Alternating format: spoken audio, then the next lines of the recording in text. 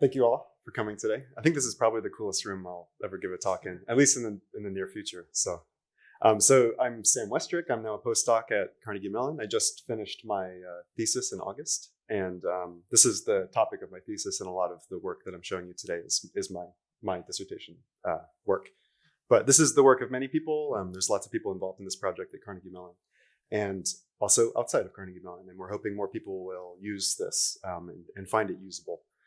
And so please come chat with me afterwards if you'd like to try out some of this. So nowadays, almost every machine is parallel. And the reason for this is because otherwise your machine would melt, right? Moore's law stopped, or approximately stopped, and because they were approaching the heat density of the sun. And so they decided, rather than make our chips faster, we'll just put more chips in your computer, right? And so some of you are probably wearing a multi-core computer on your wrist right now. Modern Apple watches are multi-core machines. All of your smartphones are multi-core, I'm sure, unless you have a really old one. And then we have all sorts of incredible options that you can purchase now that actually aren't even that expensive. So for example, these are just a few examples, but the one on the bottom right, this is my playground at Carnegie Mellon. We have this server that it's a few years old now, actually. I mean, you can get something larger than this these days for not too expensive. One of my friends, Lakshman Dulapala, he's now at University of Maryland. He likes to joke that, if you are, you get your first paycheck at your first job and you're thinking about buying a car, well, maybe you could go buy that machine instead. It's a 20K or something like 30K, something like that, right? It's accessible, even like maybe for a small company could purchase something like this. And what's really interesting is that these machines are good enough to do some of the largest problems that are available to us today in computing. So this particular machine has a terabyte of memory, and that turns out to be approximately enough to do some large-scale graph processing on some of the largest publicly available graph data sets that are available today. Things like the European Road Network, or there's what's it called, hyperweb or something, which is a open source like map of the internet, and you can actually do graph processing on that with only about a terabyte of memory, right? Now the question is, how do you actually program for hardware like this?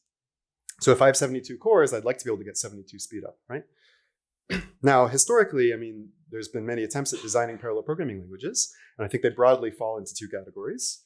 Let's say C++ and ML, right? If you are a parallel programmer right now, and you have the job to make something run as fast as possible, you're probably going to end up choosing something like C++, right?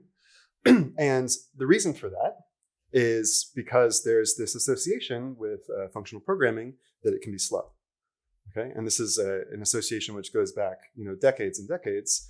And we've made a lot of progress on this problem, okay, as a community, to making parallel functional languages fast, okay?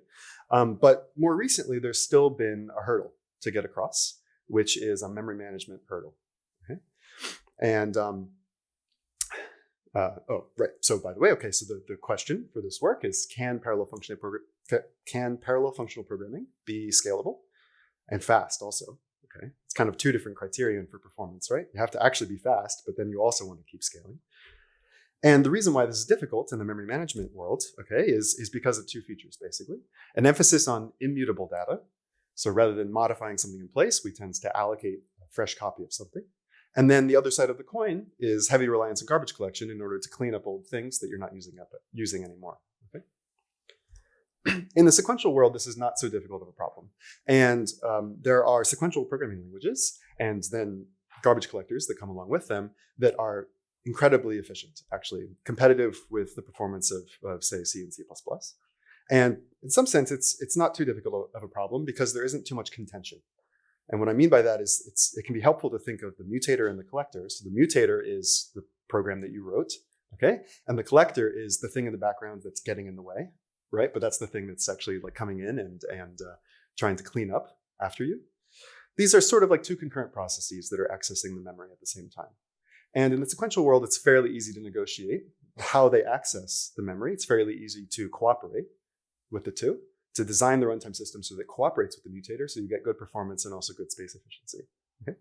Now, why is it tricky in the parallel world? Well, suddenly there's a bunch more mutators that are hungry for memory. So if you have 10 processors, then suddenly you can allocate it 10 times the rate. And so you have to have a garbage collector which is parallelized in order to counteract that high rate of allocation.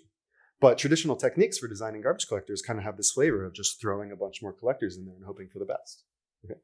And this, in our experience, it won't continue to scale. So it's worked up to, say, tens of cores, possibly even hundreds of cores, but it doesn't seem to scale past there. And the future, we're expecting to see hundreds of cores be the norm and possibly even thousands of cores within, even just a few years. Okay. So the question is there a better way? The motivation for this work, in some sense, is try to observe some sort of structure in the memory that we can take advantage of in order to get better performance in the memory management system. And at a very high level, the idea is this property that we call disentanglement, and it's a separation property, okay? But one way of thinking about it, and just informally, is that concurrent tasks should remain oblivious to each other's allocations, okay?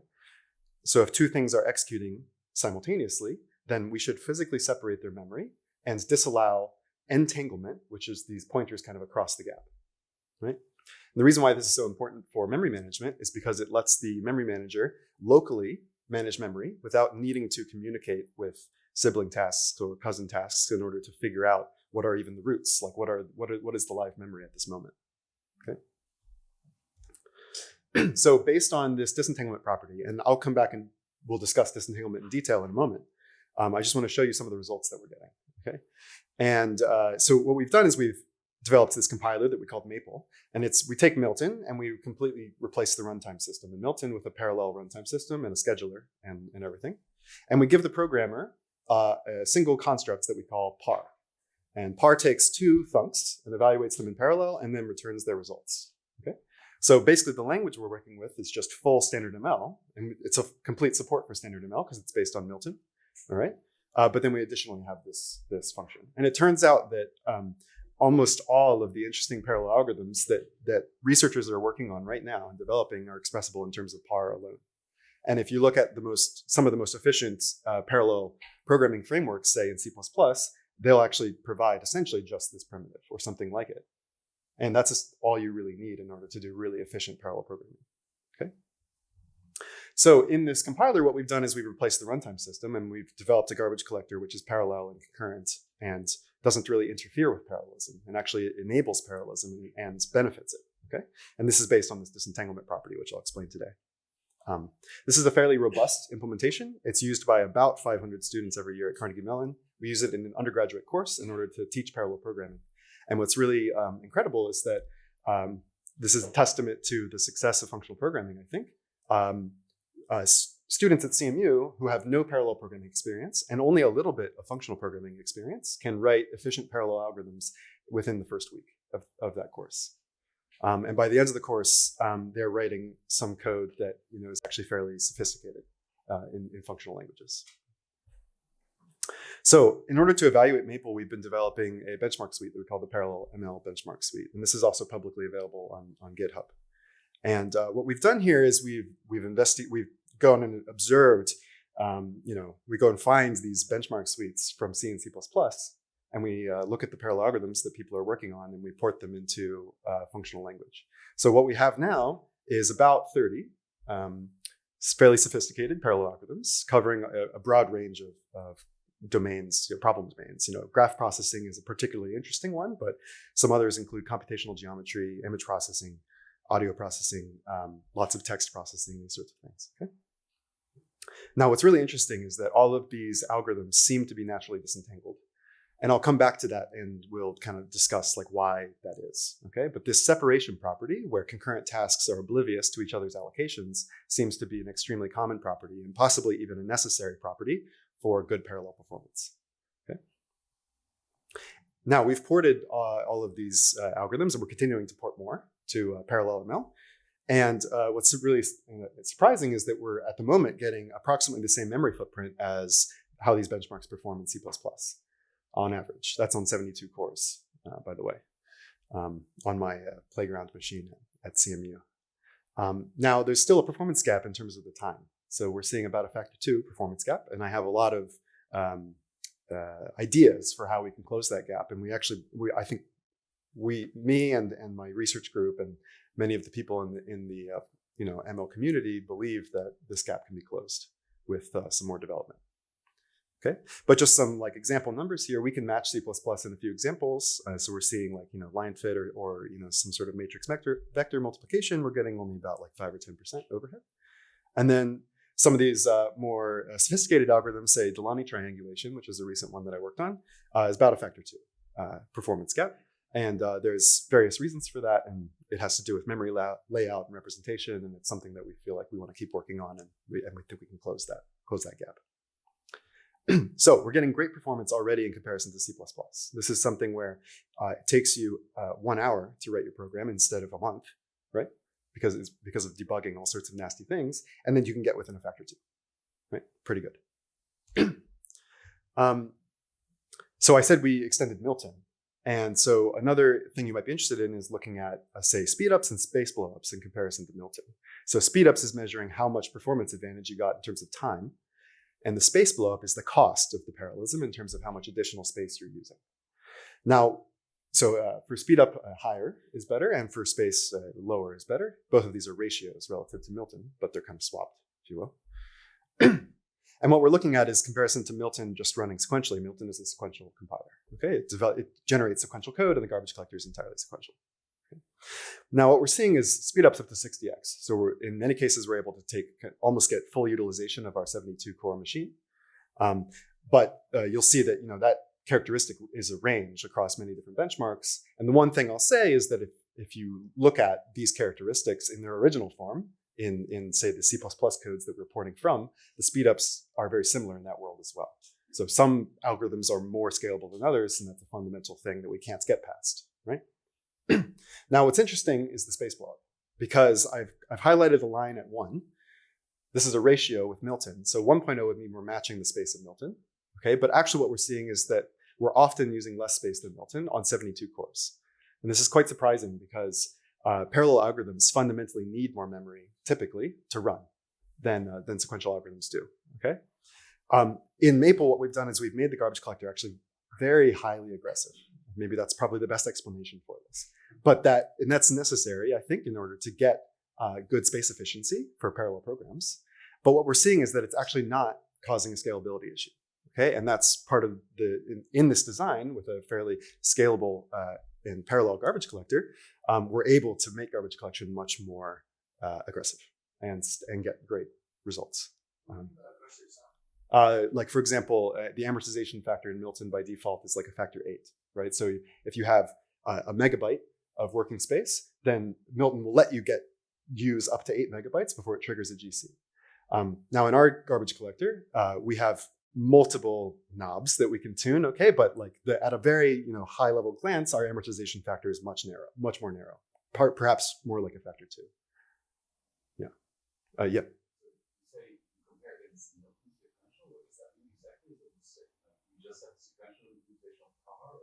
Yeah, exactly. Par is just like a tuple, right? So let's just replace it with a sequential tuple. Yeah. So it's essentially the exact same algorithm. And this is in some sense a measure of really just the differences in memory management in the runtime system. Yeah. Yeah.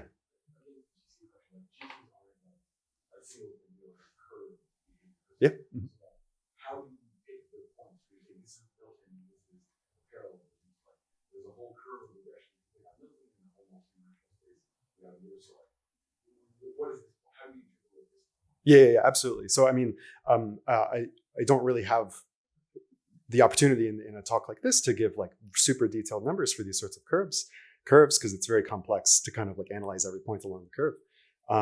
But I think the intuition here is that we probably could make, say, Milton more aggressive to try to like put the space blowups around 1 or something like that, and then perhaps the speedups would be a little bit lower. I don't think that this is really like a significant impact. Actually, I mean, we've done some measurements and it doesn't seem to be a huge impact. What I mean by that is that the difference in Milton, if Milton is more aggressive, then it'll be slower and then our speedups will be higher. Anyway, it's like, I think the reason why I like doing a comparison like this is because Milton comes with default settings for a reason. These are settings chosen by the developers that they feel like are a good compromise in the space. And typical programmers are not going to try to twiddle these settings constantly, and it's actually kind of a nightmare to twiddle these settings. I think it's you'll end up getting into this game of trying to turn the knob for every benchmark individually, and it's a nightmare. You know, if I try to make it more aggressive, I improve one benchmark and I make another worse. You know, it's very tricky. So I feel like what we've attempted to do is match that. We're saying, look, we're going to pick some default settings that work well for us, and get some comparison there. Yeah. Mm-hmm. So you're not going to say the space goes down? No. So like even the sequential space that our compiler is using is lower than Milton. And then you run it in parallel, and our system uses a little bit more space in order to do parallelism, but we're still less than the amount that Milton is using. Yeah. Okay, sorry, I think I need to keep moving just so we don't get too behind here. I'd like to show you some results relative to Go and Java. And I think the reason why we find this comparison interesting is because both of these languages are sort of the state of the art as far as memory management goes in kind of the more imperative or object-oriented approach, right? Both of them have very highly engineered and well-engineered memory management systems. And what we're seeing is that we're doing much better, okay? So we have time and space, and both of these are relative to Maple, and the ratios are all set up so that higher is better for Maple. And the 1.0 line would mean matching, right? Now what we're seeing is that Maple is almost always more faster and more space efficient, okay?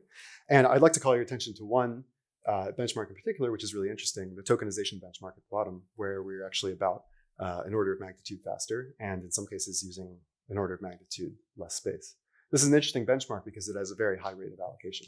It allocates, well, in Maple, it allocates something like 16 million strings in a 20th of a second. Okay, so it's like extremely fast. And what we're seeing is that these other memory management systems, which are based on a more global perspective on memory without any kind of perception of structure, are not able to scale on those sorts of high rates of allocation. Okay, the averages we're seeing are things like about a factor 2 performance improvement in comparison to Go, and about a factor 3 or 4 in comparison to Java.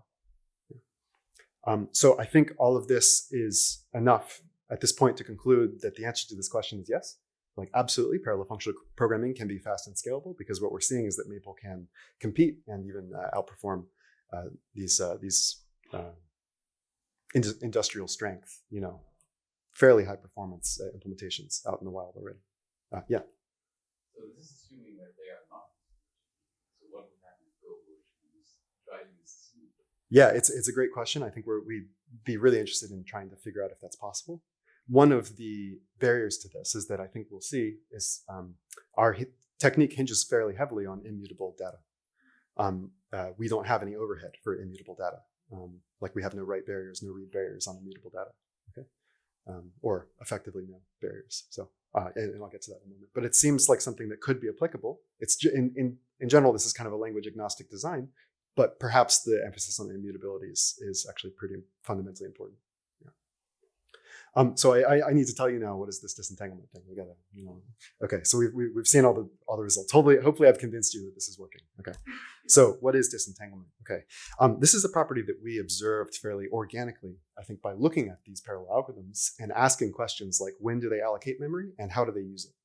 Okay, and we first came to this kind of very wishy-washy understanding, this idea of being oblivious to each other's allocations. Okay, but what does that mean more formally? So we can define it in a computation graph. And a computation graph is like a history of execution. You can think about while you're executing, you're writing down everything that you're doing. And the structure of the computation graph is sort of the structure of parallelism in your program. So the edges are sequential dependencies, okay? But if there's no edge between two vertices, then those two vertices are essentially instructions that could have run in parallel, or perhaps did run in parallel. Okay, so what we've done is we've factored out scheduling decisions, and we're just looking at the structure of the computation. Okay. So if you ask, like, okay, when do you allocate a location and when do you use that location? Well, maybe we allocate, you know, location 42 at that vertex over there, and then we ask, when does a task need to use location number 42? And you go and you look at where it uses it. Disentanglement can be stated as this path property, that basically your uses always are preceded by allocations. And entanglement is when you get some sort of use across the gap. When I say use here, even just holding a pointer to an allocated piece of data constitutes a use, because that's what's relevant for memory management. Okay. So as soon as you acquire a pointer to something, we say that you're using it, and that's what I mean there.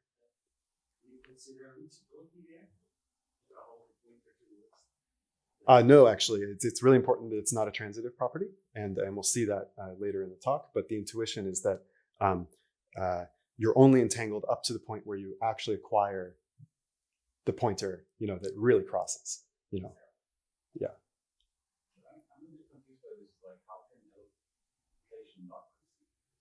So if you have some sort of race in your program, like a race condition, where one person has a ref cell that they expose a piece of memory in. So you allocate a string locally, and then you bang it into you write it into a ref cell, and then somebody else that's concurrent with you reads from that ref cell. They can acquire a pointer across to you.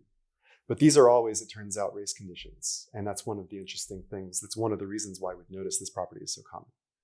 Yeah. So actually, what is this property? It seems a little weird, okay? But actually what we show in our POPL paper from 2020 is that it's guaranteed by a determinacy condition, which is called determinacy-race-freedom.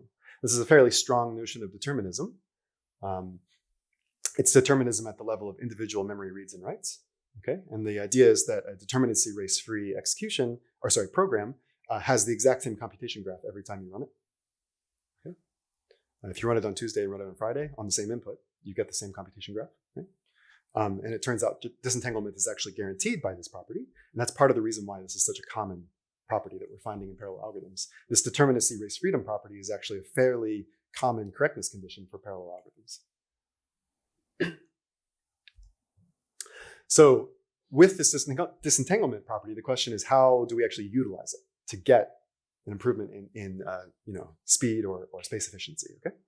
And here the idea is this thing I alluded to before: a physical separation of memory is key. Okay, so if you have concurrent execution, then you should also have separation of memory in the actual implementation. Okay, and this lets you take advantage of essentially local objects that are local to a single task. They're already placed next to each other. You don't have to go and find them, right? They're already grouped. So what we're doing here is essentially we're trying to reflect on the structure of parallelism in our program. What is that structure? Okay, I told you we had this function par. Okay, it turns out if you look at the kinds of computations that you can generate with just par alone, it's a class of parallel programs called nested fork join programs. This is an extremely popular approach to parallelism. Okay, there's a million different programming languages and libraries and frameworks that supply this form of parallelism. And part of the reason for that is because it's an extremely efficient form of parallelism. We have really good schedulers for nested fork join parallelism. And therefore, if you give me a program which is written in that style, it's generally easy to schedule effectively on many processors simultaneously. Okay. So here's just a few examples. And I'll just mention, this is popular both as a programming model and as an execution model. So there are some systems which don't actually expose parallelism to the user, but which execute with parallelism under the hood by trying to extract parallelism automatically. And even in those systems, we see nested fork join parallelism as a very popular execution model. Okay. So what is it? I mean, the high level idea is we have a dynamic tree of tasks, and the internal tasks are suspended, and the leaf tasks are active. So all the active computation is happening at the leaves, okay? And at any moment, a leaf task can fork, which spawns some new children. So that suspends the execution of the forking task, and then the children can execute simultaneously in parallel.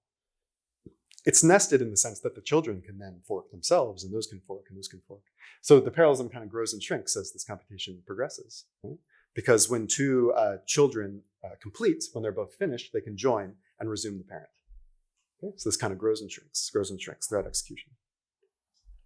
So what we do is we take this task tree, essentially this dynamic task tree, and we annotate it with task local heaps. So we give each task its own heap. And when we spawn a fresh task, then we give it a fresh empty heap. And when you join your tasks, then we merge all of their heaps back up into the parent and then resume the parent and let it continue. So in this way, we return all of the memory back up to the parent task. Okay, and this is returning the memory to the parent is crucial. This is you have to set it up this way because essentially the most common thing is for a child to return a result back to its parent, and that result could potentially be a large data structure. Okay, so you have to return that memory back. So what we have now is a tree of heaps. And what does disentanglement buy us on this tree of heaps? It buys us a no cross pointers property. Okay, so that you'll never see a cross pointer from a heap across to one of its sibling or cousin heaps or something like this. Now we do allow both up pointers and down pointers. And this comes back actually to Don's question earlier about the reachability. Okay, so down pointers are okay. So you can have like an up pointer to say like an array that was allocated by a shared ancestor, and that might have a down pointer into a sibling. But as long as I never actually dereference that pointer, then we're still okay. Yeah, and these down pointers are crucial because if one of the most basic parallel algorithms is the fill array primitive, right? Fill an array in parallel. So that might be allocate an array, and then you spawn a bunch of children. And then at the leaves, you fill in the array with a bunch of perhaps locally allocated data. That's a bunch of down pointers, okay? But nobody ever reads from the array during this process. Completely safe. Okay. So with no cross pointers. Oh, sorry, yeah. So the leaves in right the final result, you just fill array, it's like a pointer. That's right. Well, they're holding a pointer that points up to the array. But if they write one of their local results, that's a down pointer because the array is above them. And now you have a pointer down pointing to the thing they wrote into the array. Yeah. Good. So with this no cross pointers property, we get access to a technique we call subtree collection. And the idea here is that we can pick a subtree in the hierarchy and do memory management within the subtree. And that's entirely local. Doesn't need to communicate with other tasks in the system. Doesn't need to interrupt any other tasks in the system because essentially the reachability within that subtree is determined only by the pointers coming into it. Okay, those could only possibly be down pointers and cross pointers. And the cross pointers are ruled out. And it turns out the down pointers are not too difficult to manage. And I'll talk about that in a moment. So what's cool about this subtree collection technique is it's also highly parallel. All right. So if you have many non-overlapping subtrees, then you can do memory management on them all simultaneously without any sort of synchronization between the different garbage collections, say, that are going on simultaneously in the system. Right? Now you'll notice that the root of this example doesn't have a collection on it. Okay, and you might be asking, okay, it seems like the subtree collection is not fully general. Right? And you're right. Okay, so what we do is we have another collection technique that is based on a concurrent and non-moving design, which is able to collect these ancestor heaps without pausing descendant tasks. Okay. The way we actually utilize these two techniques in a real implementation is more concretely two ideas that we call LGC and CGC. So LGC just stands for local garbage collection, and CGC stands for concurrent garbage collection. Right? And this is integrated with the scheduler. And I can't go into all the details right now, but the intuition is that this subtree collection, it's kind of nice to specialize it for heaps that are in some sense local to a single processor. And that localness is something that we observe in the scheduler. So the scheduler, you might spawn some tasks, but they haven't been migrated across to another processor yet. So before they're migrated, they're still local to a single processor. And so what we're able to do is specialize that technique to this idea that we call local collection. Now, the other side of the coin is this CGC technique. These are for these kind of more shallow heaps, okay? And the gist of that algorithm is that it's a snapshot at the beginning style algorithm. So the scope of those heaps is kind of chosen earlier. Actually, what we do is we spawn the CGCs at the time that those heaps are a leaf. So if you have a shallow heap, we choose to do CGC on it, okay? And then as we get deeper into the hierarchy, we choose to do more LGC. This seems to get a good balance. So just some notes for you. I mentioned this down pointer problem earlier. Down pointers are actually very easy to manage with a write barrier. And the intuition here is that they're analogous to an intergenerational pointer in a generational design. So we have a remembered set that keeps track of down pointers, and that's pretty much the whole story. It's actually fairly straightforward. As heaps merge and kind of join back up, I told you this kind of grows and shrinks throughout execution. As they join back up, those down pointers become internal pointers within a single heap. And at that point, we can eliminate those entries from the remembered set, and they no longer, basically they become like normal pointers again, and you don't need to worry about them. Okay. Something really cool about this design is that it never promotes and it never stops the world. This is a common trade-off in other designs, and it's actually one that the multi-Coro Camel team ran into. That basically in their retrofitting paper, they had two different designs. And one of the designs had promotion and the other design has stopped the world. Okay, and there seems to be somewhat of a trade-off here in certain designs. But what we found is that for this design, we were able to get away with doing neither. And this seems to be really important for parallel performance. One thing that I don't have the chance to talk to you about today, I just don't have enough time, is that we actually have a provable efficiency results for this style of collection. This was a POPL paper at 2021, and the lead author on it was my friend Jatin, who's a PhD student at Carnegie Mellon, also working with Motakar. And we were able to show that you can get provable efficiency. The intuition there is that we can assign processors to like spines of this tree of heaps, and those spines kind of resemble sequential executions, at least in race-free programs. And so we're able to get an efficiency result in terms of the efficiency of the equivalent sequential program.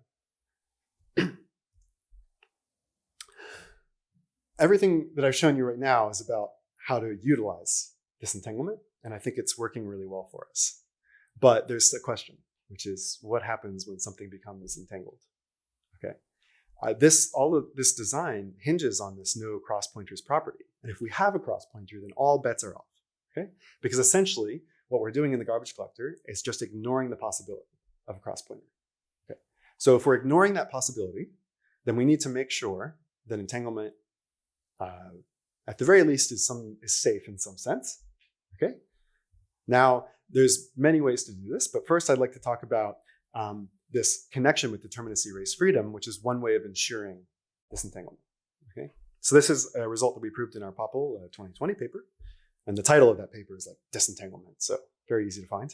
Okay, and the result is that determinacy-race-free programs are disentangled. Okay, the definition of a determinacy race is two concurrent tasks, both accessing the same location, and one of them modifying that location, at least one of them modifying that location. Okay. This might sound like a data race, but it is not a data race. Okay, data race is that's an issue of memory model and semantics. Okay, I want you to think about atomic operations here, properly synchronized operations that are well defined within the memory model. Okay, so those could be atomic loads and stores on memory locations. Those could be compare and swaps, fetch and add, these sorts of operations. Okay, I want to give you some intuition for why interleaving those sorts of operations can create entanglement. Okay, so here's a tiny example. We've got 3 tasks. We've got 2 of them are running simultaneously. Okay, and I'm showing a little pseudocode here, kind of in a C style, to make you think about pointers. Okay, pointers are the important thing here. So every entanglement has to be a 2-step handshake. First, you create a down pointer, and then you read it. That's the only way to create entanglement. Okay, so this could be, for example, an atomic store. The star x equals y, think of that, that's an atomic store that stores y into x, okay?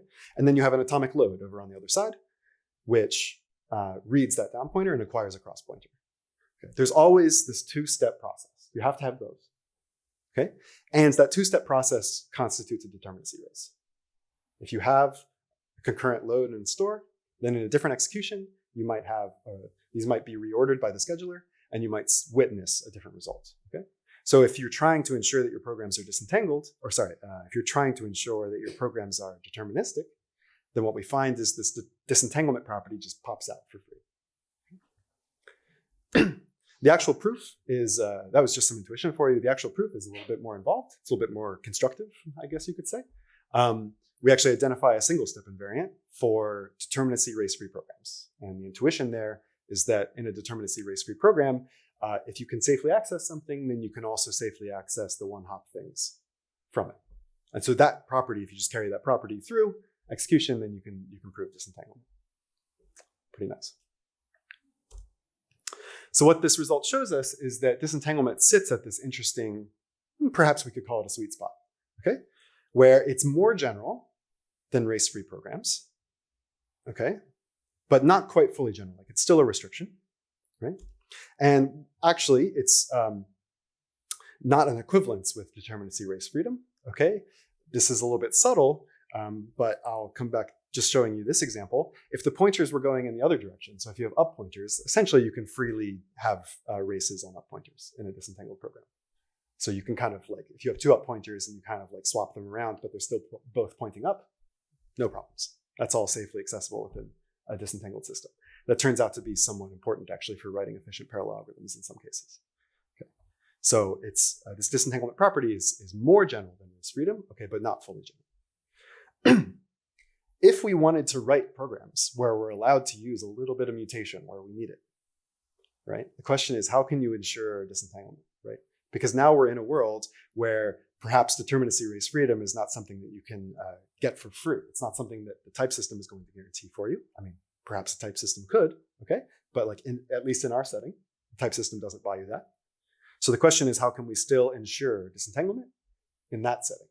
Slightly more general than race-free deterministic programming. And for this is the paper that I had at ICFP this year. It's this entanglement detection technique.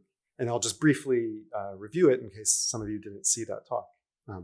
The idea is that we can use this computation graph notion of disentanglement, and we can actually build that computation graph during execution, and we can query it in order to detect entanglement. Okay. The intuition here is that we need a read barrier, and first impression for that might be, well, like, isn't a read barrier expensive for functional languages? Reads are much more common than writes. Well, it turns out we don't need a read barrier for immutable data. Immutable data is always safe. And actually one of the contributions, I think, of this paper is proving that immutable data is always safe for disentanglement, okay? Even in the context of mutation, right? We proved some other things in this paper, both a soundness and a completeness result. And soundness here, these terms always get swapped, right? Everybody says soundness one way, soundness the other way. What do they mean anyway? Okay, so we picked one way. And soundness in our context means safe for disentanglement. In that sense, it's a soundness property. And you can state that in terms of entanglement detection as a no missed alarms property. So like if it should have raised an alarm, but it didn't, that would violate soundness. That's the intuition. Okay. Anyway, this algorithm is both sound and complete. It's complete in the sense that it doesn't rule out any disentangled programs. Like any disentangled program that you'd like to run will run to completion under this technique, okay, without raising an alarm. In our current implementation, what we do is we just terminate the program if there's entanglement. This is kind of like a stepping stone. We want to turn this detection technique into something which is much more pervasively used in the runtime system. Okay, so we want to, for example, if we detect entanglement, maybe we can fix it up right at that moment that we see it. And that's some of our future work that we're working on. Okay. So just some implementation details for this, and also an evaluation that we did is we found that this has extremely low overhead. What we're seeing is maybe a fluctuation on individual benchmarks of about 5%. Some actually got faster with this, but I mean, that's just the life of using a high-level programming language. Okay. In general, what we're seeing is essentially no overhead, though. So this technique, you can just kind of always turn it on, leave it running all the time, and that's why we're excited about using this to actually make the memory management system more general. We can rely on having this on all the time without significant overhead. Okay. We have a read barrier for mutable pointers only. So in ML, that'll be something like a bang on a ref, or it'll be like a array.sub on an array to extract an element, okay? But actually only on things that are ultimately pointers. So in Milton and in Maple, which we built on Milton, there's fairly aggressive unboxing optimizations that happen. And this can cause objects to be flattened into their containers, and that can eliminate pointers, okay? So if you eliminate pointers, then we can actually statically eliminate those read barriers as well. That's a key reason for the efficiency here as well, okay? One last thing is that how do we build this computation graph efficiently? Like I said, that this technique hinges on being able to query this computation graph during execution. Okay, we actually get a hint here from the race detection literature. So there's lots of work on race detection for effectful, parallel programs with mutation. All right. Now, race detection develops these incredible techniques, and one of them is called SP order maintenance, which is an extremely efficient encoding of a computation graph at execution time, which essentially results in zero space usage and efficient queries. It's a really remarkable data structure, I think. So we basically just take that off the shelf and use it for entanglement detection. Now, one of the cool things in our world, though, is that entanglement detection has almost zero overhead. And that's in contrast to race detection, which has typically order of magnitude overhead. Okay? There's lots of reasons for that, and I'd love to discuss later if you're interested, but just don't have time for this talk today. Yeah. And this is something that we see as a good first step, especially for all these programs that are disentangled anyway, so we never see the error. And actually, we find it's not too difficult to debug. And I'll get back to that in a minute. If you get an entanglement error, what do you do? And we've found it's not actually too difficult to wrestle with. Yeah. Clarify, so it could be if my program runs on another disentanglement. Yeah, absolutely. It's input sensitive. It's and also we're in a world of potential non-determinism here. This technique allows for writing non-deterministic algorithms. That turns out to be extremely important for parallel algorithms. And I'll show an example in just a minute. So how do you actually write disentangled programs? Okay, so one approach is purely functional programming. Okay, so here's a merge sort, and this is like a merge sort that you could run right now with Maple. Like this is real code. Okay, and you'll see that all of the functions that we're using here, all of this is pure functional programming, and you can see there's a use of par in the middle. So par takes two funcs, evaluates them in parallel, and returns back their results. So this is basically the algorithms 101, functional programming merge sort, and all we've done is we put par on it. Excellent. By the way, there's some manual granularity control in there. You can see if you're on a small input, then you don't need any parallelism. If it goes too small, then you just switch to some sort of, say, fast sequential algorithm. So maybe we switch to a fast, pure quicksort. Yeah. I assume this also implies either function. Oh yes, absolutely. Yeah. I'm sorry to be a deliverer of bad news. Laziness does not work very well with parallelism. It gets in the way a lot. I think one high-level intuition for this is that parallelism is about knowing exactly when a computation happens. You need to get speed up to ensure that two things actually happen simultaneously. And laziness, essentially what we found is that if we try to do parallelism in a lazy language, the only way to do it is to strictify everywhere. And so we tried developing some of these benchmarks in Haskell, and we were woefully not successful. We had some back and forth with Simon about this, and yeah, it was very difficult. Yeah.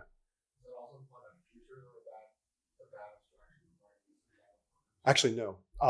Parallel programming with eager futures, so it's like strict eager execution model and eager futures. Actually, incredibly efficient. It can be incredibly efficient. It's actually, you can think of it as a slight relaxation of the fork join model. Actually, yeah. Okay, I've got to get through a few last results here. So I'd like to just mention that if you write your algorithms in a purely functional style this way, and you're using purely functional primitives, then you don't need to know anything about disentanglement. You can just get it for free, and that's the joy of this determinacy-race-freedom result that I talked about earlier. So this is a determinacy-race-free merge sort, and you get disentanglement for free. Excellent. And one way of doing that is by using a library that is highly efficient. Okay, so we have a library for parallel sequences that has things like map, reduce, scan, filter, these classic functions. Okay, we can use those to write, disentangled, purely functional parallel algorithms. And then under the hood, we can implement them with local effects. We can implement them with mutable arrays. We can do the classic technique of hiding mutation behind the pure interface. But as long as we write deterministic algorithms this way, then we're still good, right? Just mentioned, this algorithm actually is not that much slower than a hand-optimized, like buffer swapping, fancy, highly mutation, whatever merge sort. It actually works great. Yeah. So we're using this technique in an undergraduate course I mentioned earlier.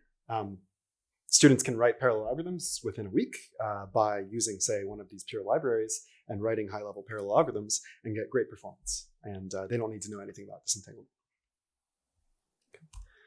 You can also do mostly functional. Now this is this world of a little bit of non-determinism, okay? So if anybody has ever tried to write a parallel BFS, you might be aware that there's a really efficient technique in BFS where you use compare and swap in order to negotiate access visiting vertices in parallel. Okay, and the compare and swap shows up there in that code in the try visit function, and it basically atomically modifies a single visited flag, essentially for a single vertex. Okay, this function is almost deterministic. It's very close to deterministic, and these sorts of techniques are extremely common in efficient parallel algorithms. Okay, so this was actually one of the motivations for our entanglement detection technique, which is capable of handling non-determinism. And I think if we wanted to detect disentanglement statically, it becomes very tricky in this setting of possible non-determinism. So just to summarize here, we're really excited about this disentanglement property, in part because it seems to appear naturally in parallel programs, regardless of whether or not they were originally functional. Okay, but it also seems to be extremely applicable in a functional setting. Okay, so it seems to be the perfect fit for this kind of project, right? It's a common property. It's guaranteed by race freedom. Okay, and it enables this efficient memory management strategy and garbage collection that we do. That's highly parallel and also highly concurrent, but also never stops the world, never needs to promote any data. Okay? We have this Maple implementation, and I highly encourage you to go check it out and play with it. So some ideas for future work. We'd love to do static detection or static enforcement of disentanglement, try to develop some sort of type system or perhaps type in effect system to characterize it. We've tried working on that, but it's fairly tricky. So it seems actually like a fun opportunity to do research because we're not really sure what the best approach is. And one of the goals there is we would like to not rule out the important programs. You know, how do you get a type system that actually works for that BFS that I just showed you? It's a tricky problem. Okay. We also like to do this entanglement management idea. So we want to elevate this detection technique into a management technique where at runtime, if we detect entanglement, we'd like to fix it up. You know, do a little bit of work to kind of correct it, okay? Or at least do a little bit of synchronization so that you know that there exists a cross pointer and the garbage collector can handle that cross pointer, okay? And this would elevate disentanglement from a correctness property to just purely a performance property if we were able to do that. And we have some work right now that we're doing on that approach, and it's fairly promising. We're seeing really good performance results already with that. And lastly, I'd just like to mention, there seems to be an opportunity to do distributed computing here. In a distributed setting, having a cross pointer to a remote node is like detrimental for efficiency, right? Or typically, in most distributed programming models, you have to handle it very explicitly by doing a remote procedure call or by doing some sort of remote request so that you can retrieve that memory. And then you just have to wait for it to show up, okay? But in a disentangled parallel algorithm, it seems like those sorts of situations would be rare, okay? And perhaps that's a good setting for disentanglement. So anyway, Benoit is telling me I need to stop, so I'll stop there. Thank you so much for listening.